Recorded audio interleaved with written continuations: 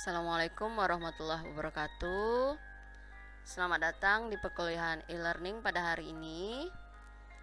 Hari ini kita akan membahas tentang apa itu photo voice dan apa itu participatory visual methods. Hari ini kita diiringin oleh musik Yiruma Greatest Hits. Ini adalah perjalanan teman-teman dalam memahami manajemen dan analisa data di bidang kualitatif. Minggu kemarin kita sudah memahami tentang etnografi dan visual methods. Hari ini kita akan berpindah tentang bagaimana memahami photo voice, photo elicitation, dan participatory visual methods, dan aplikasinya nanti di lapangan. Diharapkan minggu ini teman-teman nanti sudah mulai mengumpulkan data di sekitar teman-teman sesuai dengan makanan yang akan teman-teman teliti. Dan minggu depan kita akan berbagi apa yang tahap awal yang sudah teman-teman lakukan. Dan selanjutnya baru kita belajar bagaimana menganalisa data-data yang teman-teman kumpulkan. Ini adalah perjalanan kita nanti selama perkuliahan hari ini.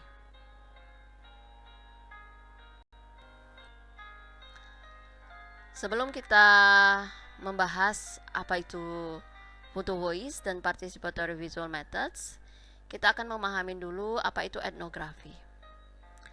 Silakan teman-teman kita review sebentar apa yang teman-teman pahami tentang etnografi.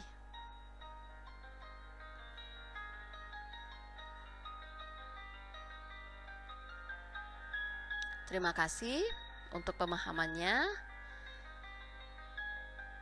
Bagaimana kita memahami apa yang terjadi di masyarakat, keseharian mereka, dan kita menggunakan panca indera untuk memahami banyak hal yang terjadi di masyarakat.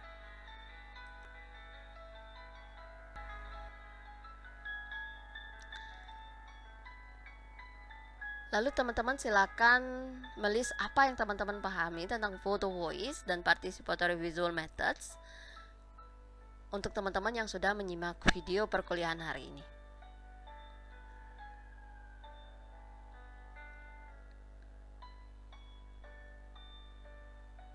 Terima kasih atas pendapatnya. Mari kita mulai perkuliahan pada hari ini.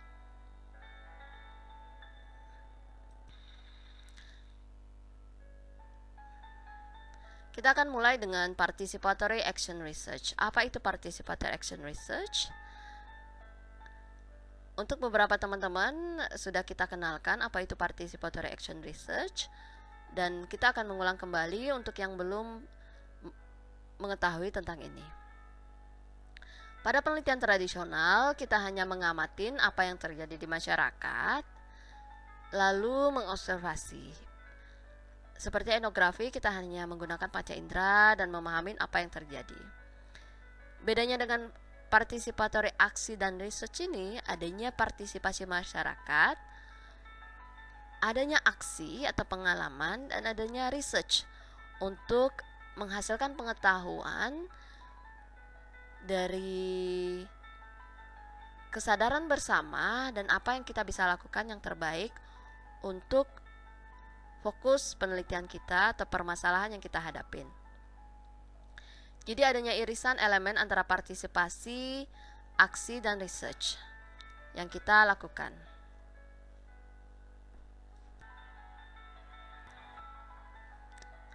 Kita akan berpindah belajar apa itu photo voice. Jadi dua pendekatan yang akan kita lakukan sebagai salah satu approach yang bisa kita lakukan sebagai peneliti kualitatif adalah melalui foto. Dua approach ini yang akan kita kenalkan yaitu photo voice dan participatory visual methods. Pada photo voice itu adalah proses bagaimana kita bisa mengidentifikasi, merepresentasikan, dan melibatkan masyarakat untuk memahami apa yang terjadi melalui teknik fotografi. Pada praktek ini, untuk kita mengkonstruksi suatu pengetahuan, ada 3 tujuan yang kita lakukan sebagai peneliti yang menggunakan approach photo voice. Yang pertama, bagaimana kita melibatkan masyarakat untuk merekam dan merefleksikan apa yang terjadi di masyarakat, apa kekuatannya dan apa kelemahannya. Yang kedua, untuk mempromosikan dialog yang kritis sehingga menghasilkan pengetahuan untuk memahami isu-isu yang ada melalui diskusi dari foto-foto yang telah dikumpulkan dan kita refleksi bareng. Pesannya apa ya di balik foto ini? Apa suara Anda di balik foto ini? Yang ketiga, dengan adanya foto atau video ini, dengan menggunakan media sosial atau komunikasi yang lainnya, kita bisa mengirimkan apa realitas yang terjadi di masyarakat kepada pengambil kebijakan. Jadi bedanya kalau kita hanya melakukan interview biasa, itu hanya selesai di komputer saya dan saya analisa. Tapi dengan menggunakan gambar, itu akan lebih visual dan teman-teman secara tidak langsung nanti bisa mengupload di media sosial dan juga meminta pendapat apa di balik video dan menyebarkan informasi yang bermanfaat yang teman-teman kumpulkan di lapangan. Silakan teman-teman menyimak bagaimana aplikasi Photo Voice pada video ini di waktu dan ruang masing-masing. Apa yang teman-teman pahamin dari proses video tadi? Ada anak-anak yang dilatih untuk mengambil foto. Jadi ada making photographs. Lalu ada collective interpretation. Kita bertanya ke anak-anaknya apa makna foto ini, foto mana yang akan kita tampilkan di masyarakat. Lalu ada proses diseminasi dari hasil-hasil foto ini. Jadi untuk memahami apa yang terjadi di masyarakat, seperti contoh video tadi, untuk mengurangi diare di masyarakat, kita harus bertanya kepada masyarakat sehingga solusi yang kita hasilkan itu akan sesuai dengan apa yang bisa terjangkau dilakukan, dan bukan saya sebagai seorang PhD atau teman-teman seorang sarjana kesehatan masyarakat. Kita bisa mengaplikasikan apa yang kita peroleh, tapi hal yang perlu diperhatikan dalam participatory action research adalah kita perlu partisipasi masyarakat untuk mengembangkan solusi, mengembangkan pengetahuan dan aksi, dan melakukan perubahan secara bersama-sama. Ini adalah guide, ini adalah panduan yang kita lakukan untuk memfasilitasi grup diskusi atau fotograf. Kita bilang guide search. Jadi apa yang kamu lihat, apa yang sebenarnya terjadi, bagaimana hubungannya foto ini dengan kehidupan kita sehari-hari. Mengapa ini menjadi masalah kita dan apa yang bisa kita lakukan? Dan bagaimana kita bisa bersama-sama melakukan pemahaman tentang kasus ini secara bersama-sama, adanya kesadaran bersama, dan apa yang kita bisa lakukan. Lalu kita pindah ke approach kedua, yaitu participatory visual methods. Participatory visual methods adalah sebuah metode bertanya, memproduksi, dan merepresentasikan proses-proses untuk mengkonstruksi pengetahuan baru atau pengetahuan yang ada di masyarakat. Jadi pada participatory visual methods ini ada suatu engagement atau partisipasi, keterlibatan masyarakat untuk sadar bersama-sama ini terkait sama kesehatan kita loh. Lalu kita harus sampaikan apa yang kita inginkan ke pengambil kebijakan. Lalu dengan melalui gambar ini mereka bisa mengekspresikan apa yang mereka rasakan, ide mereka, pengalaman mereka, karena terkadang tidak semua bisa kita gali informasinya melalui wawancara atau melalui grup diskusi. Jadi visual ini memberikan kebebasan kepada masyarakat untuk mengekspresikan apa yang mereka rasakan.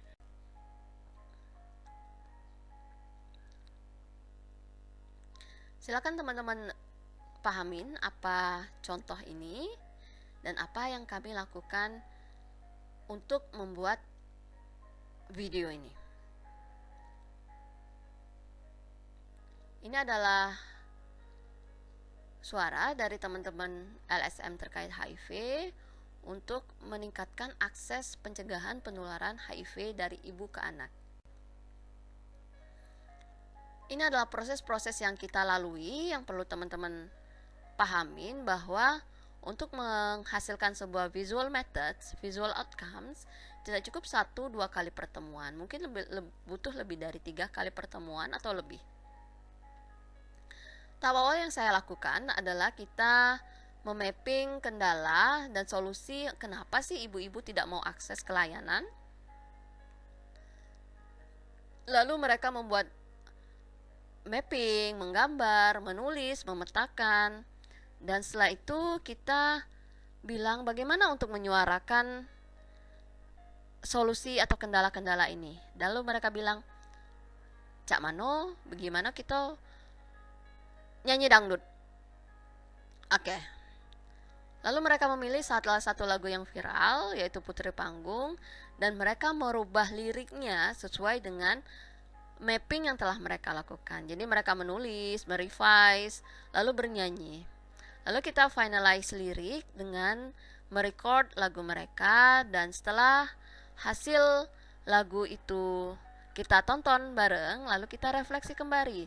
Kira-kira pesan apa yang ibu pengen sampaikan ke pengambil kebijakan atau kepada ibu-ibu positif HIV, bagaimana motivasi mereka untuk akses layanan kesehatan. Ini adalah contoh kedua, yaitu kita melakukan drama yang dilakukan oleh ibu positif HIV. Bagaimana dari drama ini ada suara mereka membutuhkan bahwa layanan kesehatan itu perlu sangat ramah terhadap mereka, karena sebagai catatan, ibu rumah tangga mendominasi terinfeksi HIV dan AIDS dan terlambat untuk didiagnosa di masyarakat, sehingga kita bersama-sama untuk memahami dan tidak menstigma mereka ketika akses ke layanan.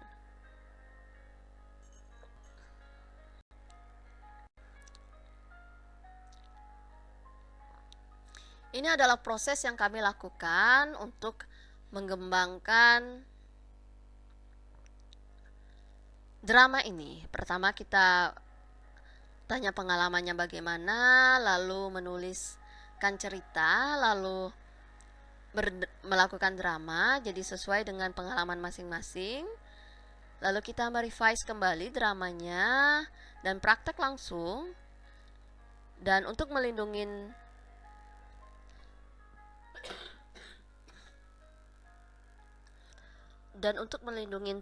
privasi, kita bilang kita memutuskan untuk menggunakan wayang-wayangan sehingga mereka bisa mengekspresikan apa yang terjadi dan confidentiality, identitas mereka tetap terlindungi. Lalu setelah drama selesai, kita refleksi kembali pesan apa yang ingin kita sampaikan dari drama yang mereka kembangkan. Setelah memahami dua approach yang kita kenalkan, voodoo voice dan participatory visual methods, kita sering bilang refleksi dari tadi. Apa itu refleksi? Refleksi itu bagaimana teman-teman menggunakan panca indera teman-teman untuk memahami, oh ada sesuatu yang tidak beres di permasalahan di kesehatan masyarakat. Lalu teman-teman berpikir kritis, apa yang teman rasakan, dan pengetahuan yang teman-teman sudah tahu selama belajar sebagai ahli kesehatan masyarakat, seorang epidemiologis, seorang ahli gizi, atau seorang ahli kesehatan lingkungan.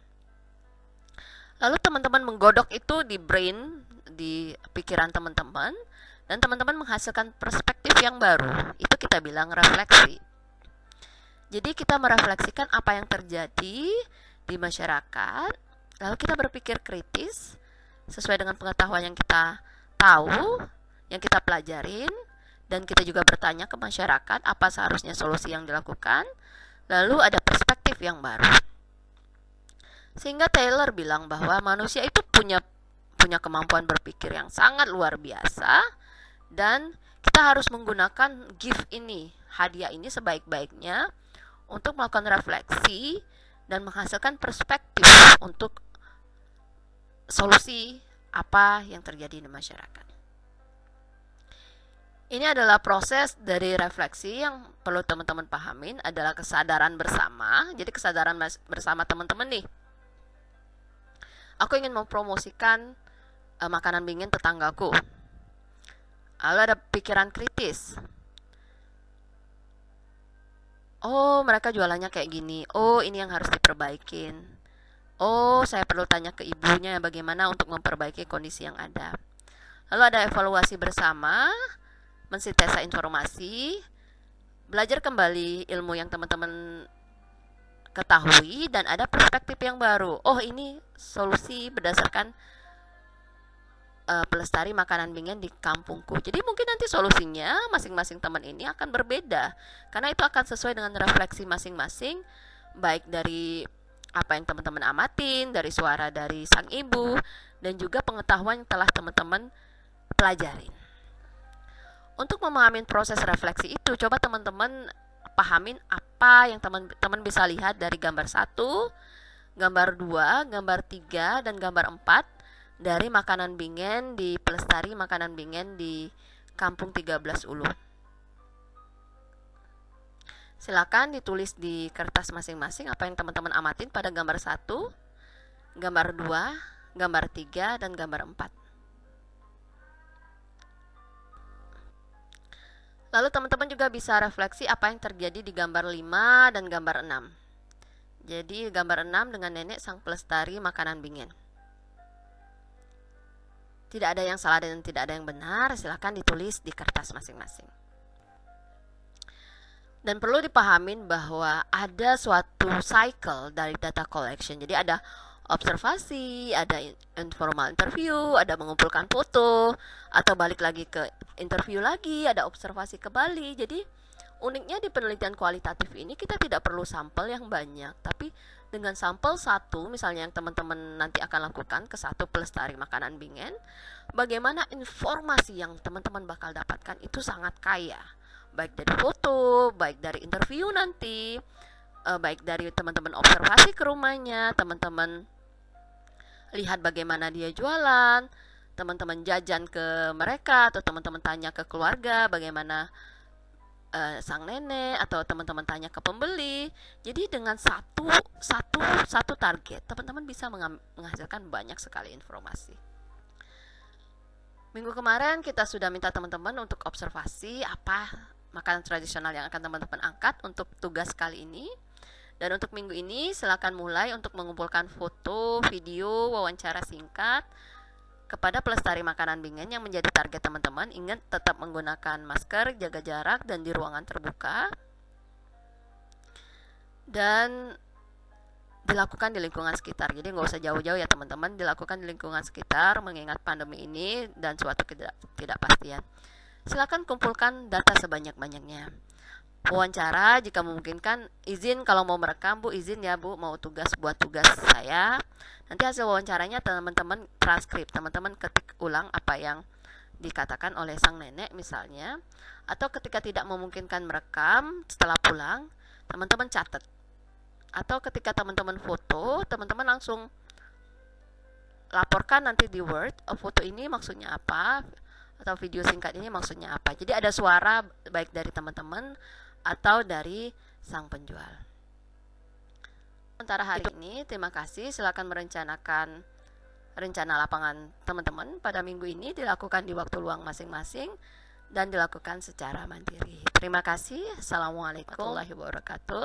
Salam cerdas, tiada batas untuk menjadi cerdas.